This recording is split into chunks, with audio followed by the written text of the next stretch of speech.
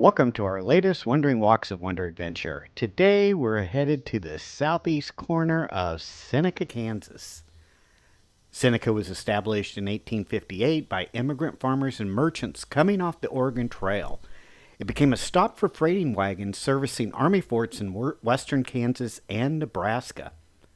The first cluster of buildings near the Nemaha River was originally known as Castle Rock. When the town was finally plotted, though, it became Seneca, named after the Eastern Indian tribe. A crude log cabin on what was to become Main Street was followed by small wooden homes, a blacksmith shop, and a two-story hotel.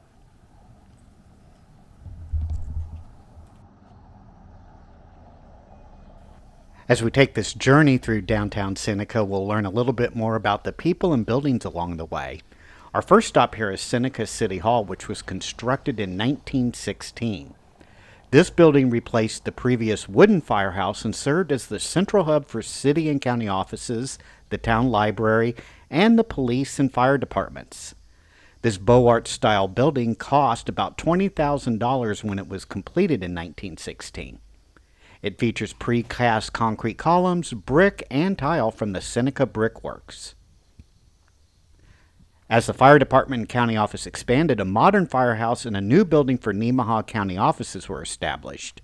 The Seneca Library found its new home in the renovated Old Stone Church, which we'll see in just a little bit.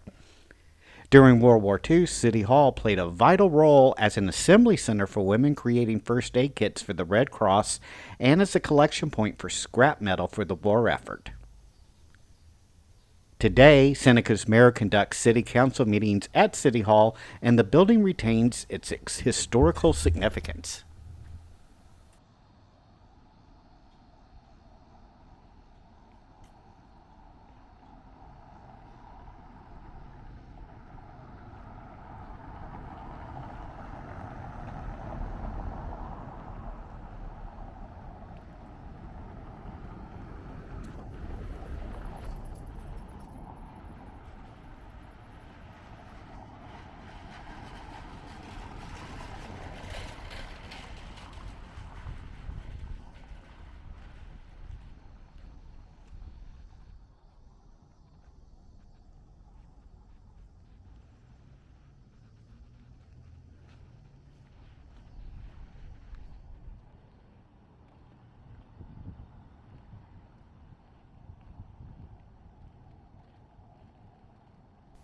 Many of the buildings we see in the downtown area here, like the Buggy Store, were constructed in the late 1800s and early 1900s.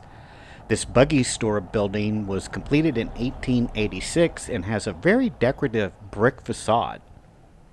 The store's interior remains virtually unchanged from 120 years ago when it served as a hardware store specializing in buggies, wagons, windmills, and stoves. In an era before automobiles, the store also catered to families with horses, offering harnesses and other livery items. An upstairs tinsmith shop, complete with smith's tools, added to the historical ambiance.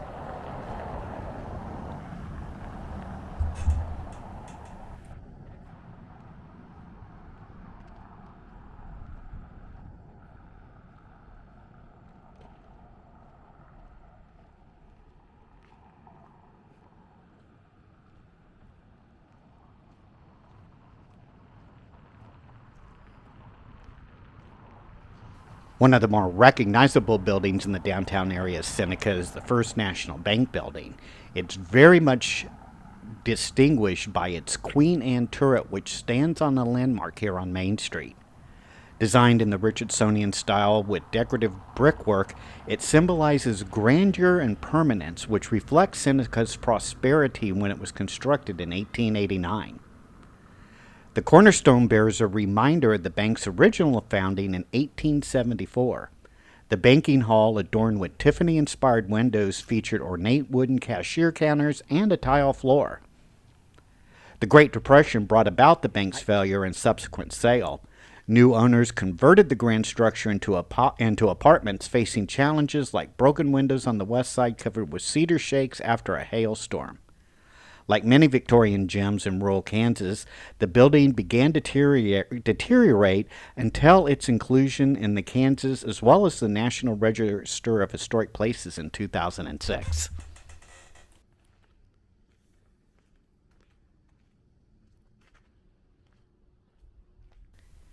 In early 1860, the Leavenworth freighting firm of Russell, Majors, and Waddell selected Seneca and the Smith Hotel as a home station for the Pony Express. On April 3rd of that year, the first exhausted Pony Express rider galloped into Seneca from St. Joseph, Missouri. In less than 2 minutes, a rider threw the mail pouch onto his horse and bounded off to the west as Senecans cheered him on. 10 days later, an eastbound rider with California mail stopped in Seneca, and his pouch quickly was sent on to St. Joseph, where there was a railroad and telegraph line. The telegraph finally linked the two coasts completely in 1861, ending the Pony Express.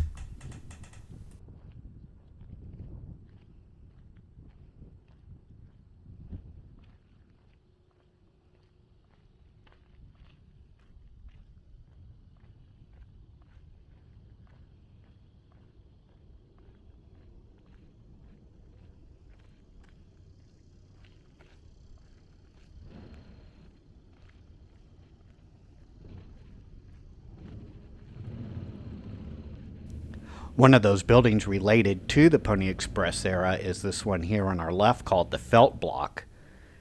The actual Pony Express Museum here in town finds its home inside this building that was constructed in 1880 by Andrew Felt, a Seneca resident who later became the Lieutenant Governor of Kansas. During Seneca's era of prosperity, brick, stone, and iron became the preferred building materials, replacing the earlier false front structures that were reminiscent of Western movies. The shift towards more durable materials was influenced by the aftermath of the Great Chicago Fire of 1870, leading many prairie towns here in Kansas to discourage wooden structures in their downtown areas.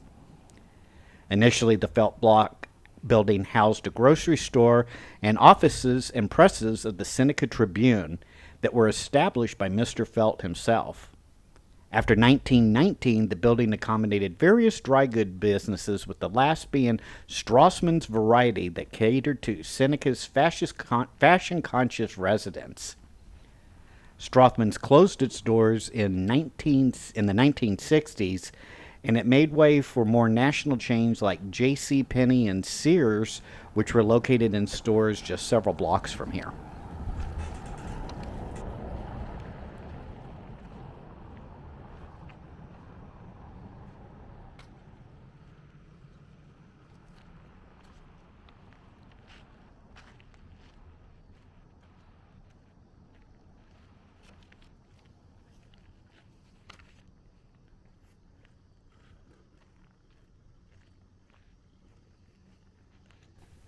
The Seneca Theater has a rich history dating back to its construction in 1927.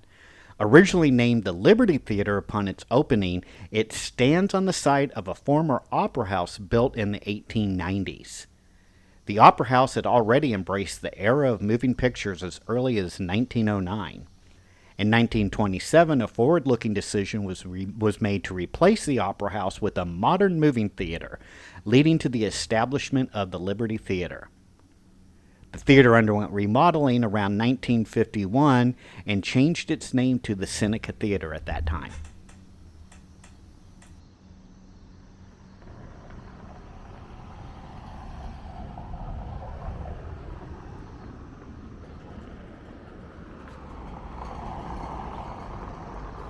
While not standing today, there was once a famous hotel here called the Guilford Hotel, which was constructed in 1892.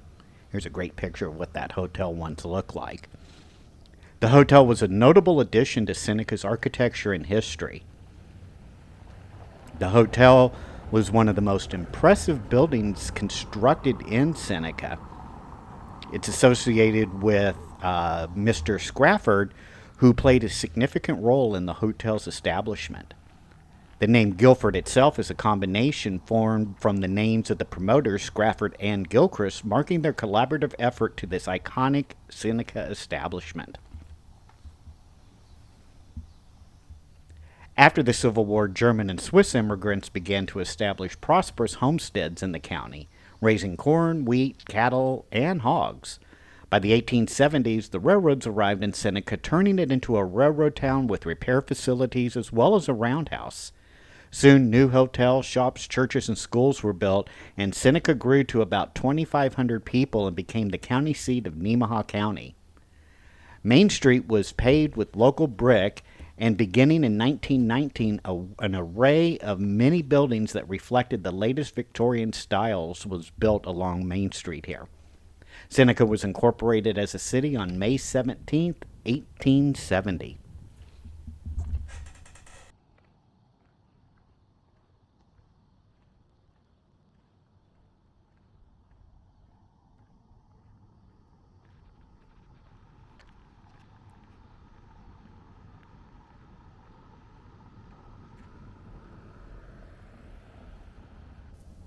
Captain Johnny Smith, Seneca's inaugural entrepreneur, made a significant mark in 1858 by constructing a simple hotel here on this site that was known as the Smith Hotel. In addition to the hotel, Captain Smith erected a wooden bridge over the Nemaha River, offering a safer alternative to the ford crossing located 2 miles north at Richmond. These developments led Russell, Majors, and Waddell, the firm responsible for the overland stage as well as the Pony Express routes, to choose Seneca as a crucial stop.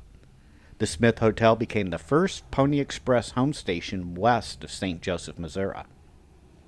Catering to weary travelers heading west, the hotel provided comfortable beds as well as good meals. Notably, Pony Express riders were encouraged to bypass the tavern and prioritize rest for a night before embarking on their journeys the next day. Following the conclusion of the Pony Express in 1861, Captain Smith sold his hotel, and Main Street gradually developed around it.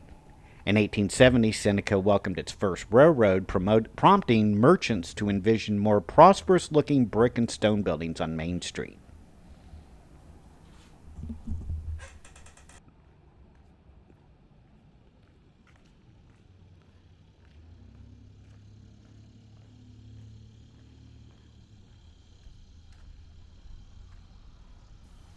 The first railroad west of the Missouri River, initiated in 1859 by St. Joseph, Missouri investors, aimed to position their city as the gateway to the west.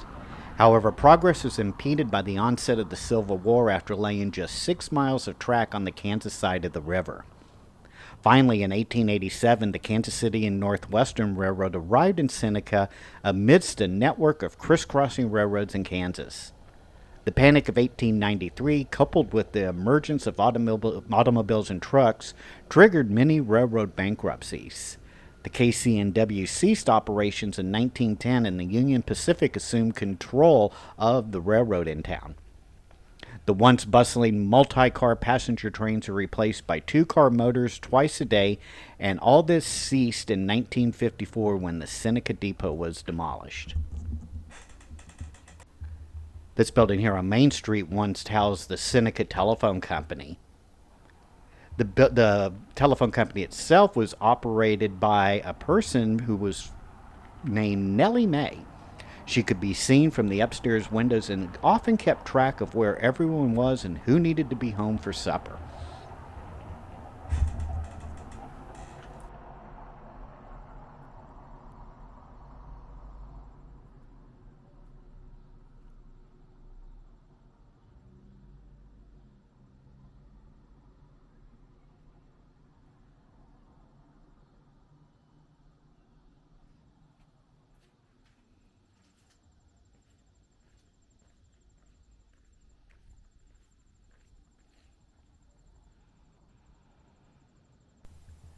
The Courier Tribune is the local town as well as county newspaper. It has actually been in operation since 1863, making it one of the oldest newspapers here in the state of Kansas.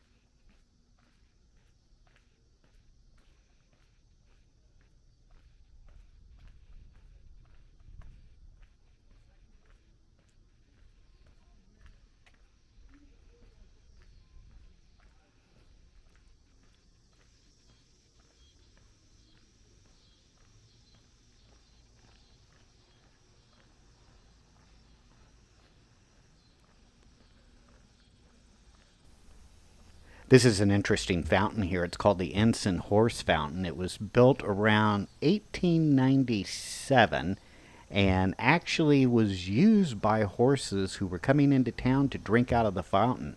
It was donated by the National Humane Alliance in 1910.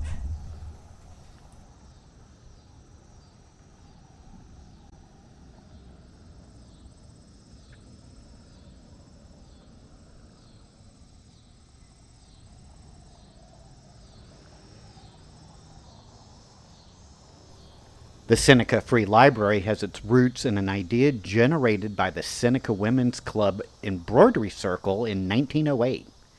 As they worked, discussing books and recognizing the need for a town library, they collected about 300 books and convinced a drugstore to provide shelving space. The town administrators took notice of their efforts and offered better space in City Hall. In 1913, as the collection grew, it was relocated to Seneca High School. In 1928, the Old Stone Universalist Church, a notable structure built in 1869 with Kansas soft gray stone, stained glass windows, and a bell tower, became the library's permanent home. The library continued to expand, and in 1997, a new wing was added that complemented the original church in showcasing Seneca's growing interest in the reuse of historic architecture. Today, the Seneca Free Library boasts about 30,000 volumes, as well as includes a significant genealogical and research section.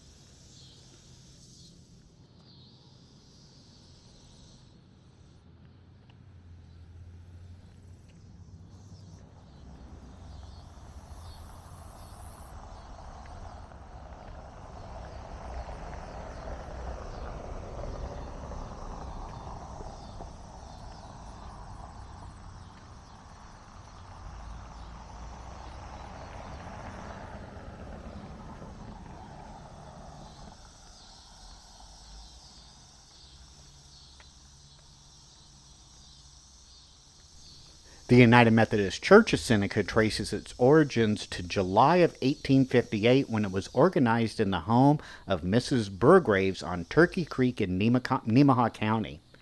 Initially part of the circuit of the Kansas-Nebraska unit of the Holton Mission in Topeka, the congregation held its earlier services in various locations. By 1870, services were being conducted in Seneca, and during 1870 and 1871, the congregation often gathered at the Universalist Church of Seneca, which was the free public library that we just saw. The congregation built its own church here on the corner of 6th and Castle Street in June of 1877.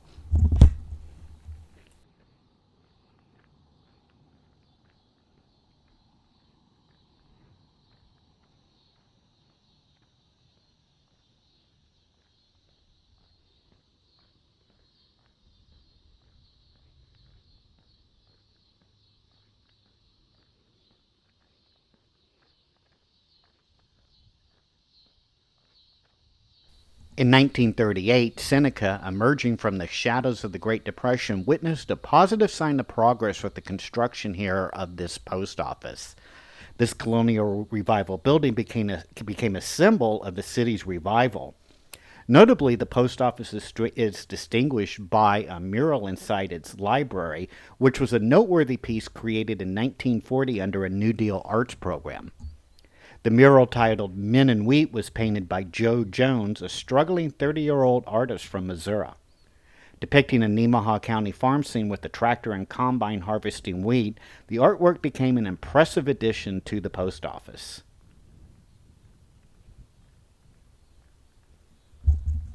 Joe Jones's artistic legacy has endured and expanded over the years. Today his works are part of a collection in major art museums across the nation, including the White House.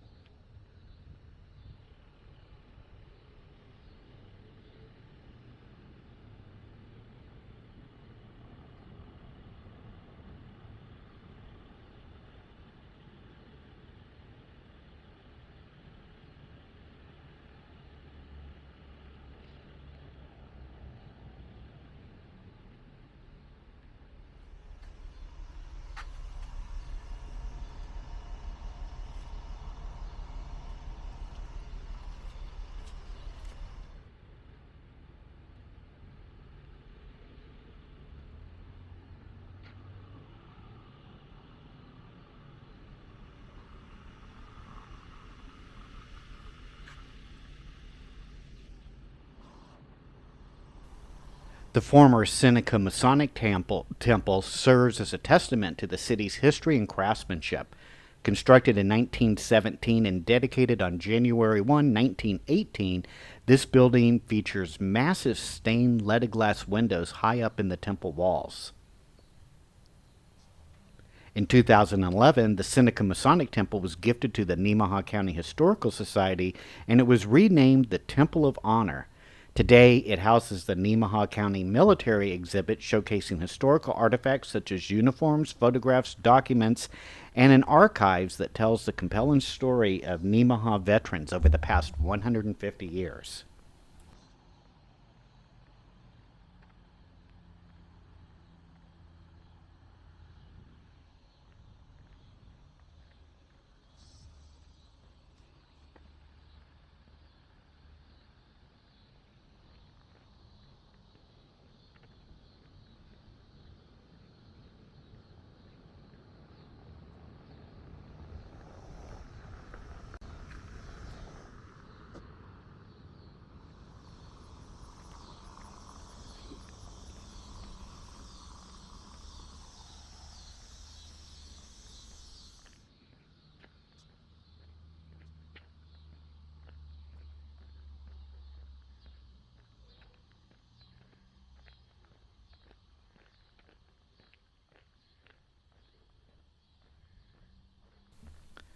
The jail and sheriff's residence, which was constructed in 1879, stands as a historical landmark here in Nemaha County. It served as both living quarters for the jailer and his family, as well as housing prisoners in the rear wing. It didn't close until the 1970s, and it was at one time one of the oldest standing jails in the state of Kansas.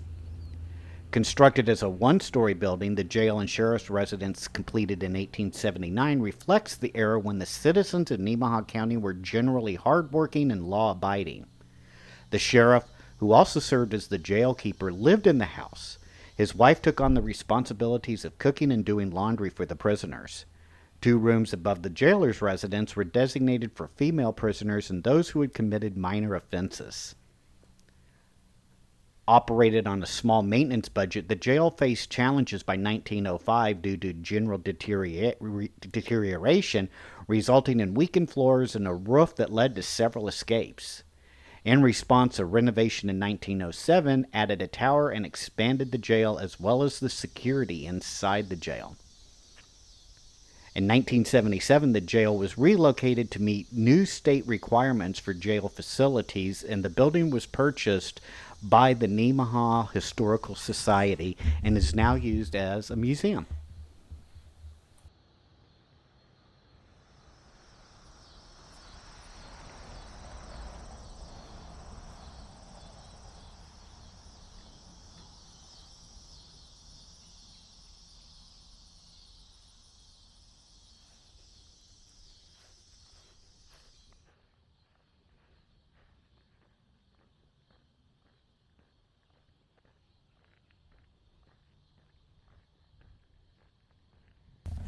I hope you've enjoyed this Wandering Walks of Wonder tour here in Seneca, Kansas.